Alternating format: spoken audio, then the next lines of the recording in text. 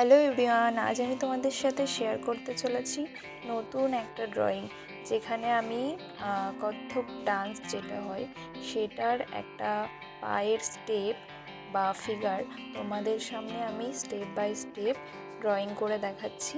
আশা করি বুঝতে অসুবিধা হবে না। তো ভিডিওটা স্কিপ না করে প্রথম থেকে শেষ পর্যন্ত দেখতে থাকো।